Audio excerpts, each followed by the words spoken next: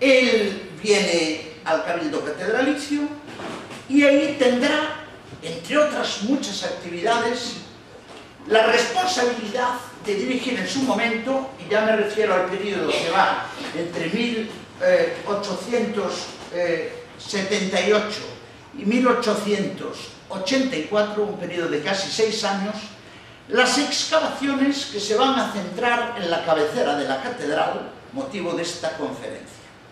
Esas excavaciones producen un efecto señero y es la relocalización de los huesos atribuidos al apóstol Santiago y a sus discípulos Teodoro y Atanasio, que según venerable tradición, la tradición es una fuente válida de la historia, habían recibido sepultura en ese mismo lugar en los lejanísimos años de la primera mitad del siglo I.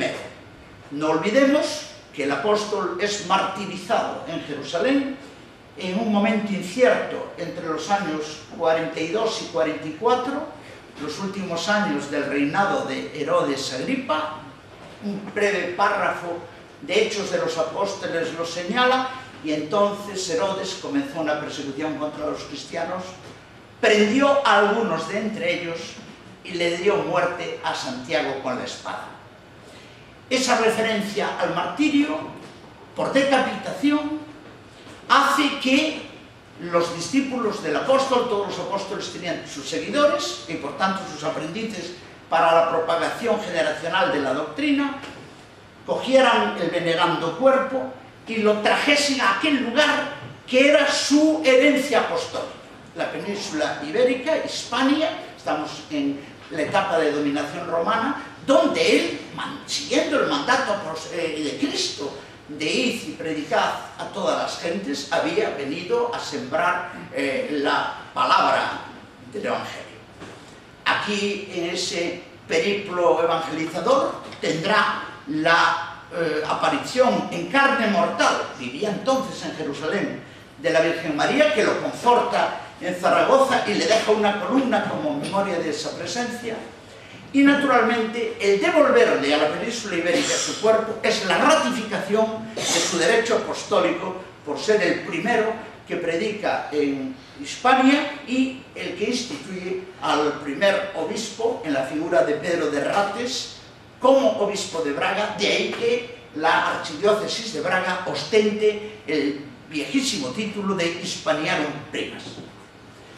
Pues bien, Santiago es traído por vía marítima, Mediterráneo, costa atlántica, Ría de Arousa, hasta Iria Flavia, y de Iria Flavia, como saben, su cuerpo es transportado por caminos terrestres hacia un lugar donde surgirá ulteriormente Compostela, en el que se lo inhuma.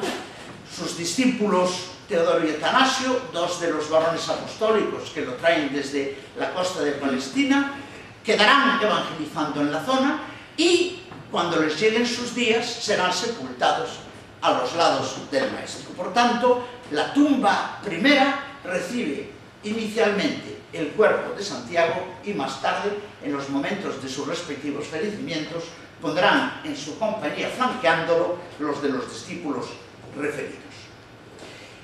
López Ferreiro va a ser el responsable del reencuentro de estos huesos en la manera que luego les contaré. Pero para expresar en síntesis, porque hace falta, estamos homenajeándolo a él, su perfil, he de decir que está sintetizado estupendamente en esas tres bondades. Ha sido un buen sacerdote, humilde, piadoso, caritativo, dejaba todos los derechos de sus obras para obras pías, rechaza una oferta episcopal cuando tiene 52 años, por tanto, en momento pleno para aceptación de esa responsabilidad. Y la oferta merecida por el hallazgo de la catedral de los restos apostólicos se la hace otro gallego ilustre, don Juan Armada, 11º marqués de Figueroa, en aquel momento ministro de Gracia y Justicia. Don Antonio declina el ofrecimiento. Pero era, como sacerdote además, de vida ordenada, le gustaba la paz de los campos, casi serviría para hacer buenos los versos de Fray Luis de León, que descansada vida del que huye del mundanal ruido y sigue la escondida senda por donde han ido los pocos sabios que en el mundo han sido. Él, felicísimo en su parroquia de Vedra, morirá allí, en Vilanova, donde está su casa, aún en el recuerdo de todos. Gustaba de cultivar flores, gustaba de las labores agrarias, buscaba de expurgar las viñas, las vides, tal vez quizá recordando en Metamorfosis que es la vid productora del vino que dará pie a una de las especies sacramentales por ese milagro de la transustanciación, muy oportuno para un sacerdote. Pero será también un buen historiador, magnífico, un sabio. Todo lo que se diga, su obra es bestial. Además, con muy pocas cosas previas. Hoy en día la gente hace sobre lo que otros hicieron y corrige o adiciona. Él se encuentra con unos elementos previos muy pobres. Y fíjense, va a tener una producción pluralísima. Basta con recordar, y yo aquí debo hacerlo de esa manera, algunas de sus cosas más granadas. La Galicia en el primer tercio del siglo XV, un estudio excelente. La descripción primera con sustancia arqueológica y teológica, interpretando el Pórtico de la Gloria, o estudiando la arqueología sagrada, producirá en 1889 un estupendo manual de arqueología sagrada, pensando en su estudio por los seminaristas. El que un sacerdote se forme en arqueología es importantísimo, en historia del arte, porque él es el custodio del mejor patrimonio que tenemos, y esto mismo es extrapolable al resto de Europa. El patrimonio de arqueología espiritual, historia del arte espiritual.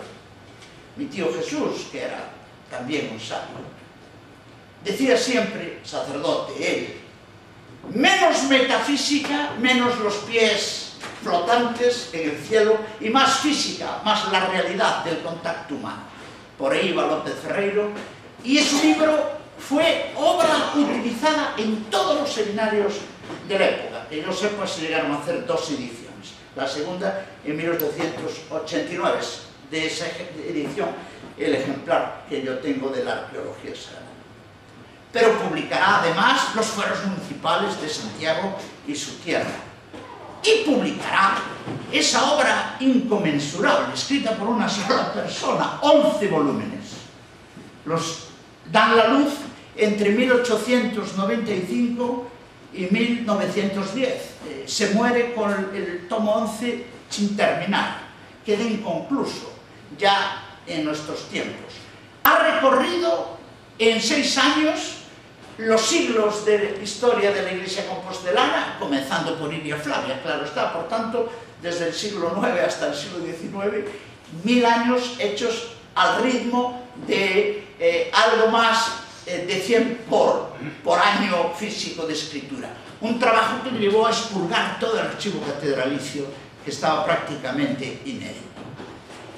La historia de Santa Apostólica y Metropolitana Iglesia Catedral de Santiago, es el título completo, es no solo la historia de la catedral, sino que con ella está la historia plena de la ciudad, porque la ciudad es un fruto derivado de la catedral, y naturalmente, siendo Santiago el paradigma de las ciudades gallegas, es la historia de Galicia entreverada, de otra manera no podría serlo, con la historia de España y a través de la peregrinación con la historia de Europa.